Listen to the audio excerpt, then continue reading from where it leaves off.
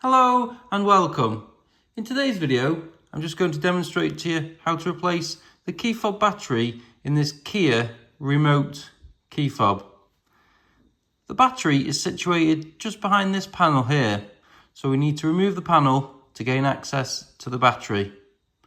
So first thing we do is we put the key blade into the upright position like so, and then we just simply get our fingers and thumbs in and just remove the panel like that. It is that simple.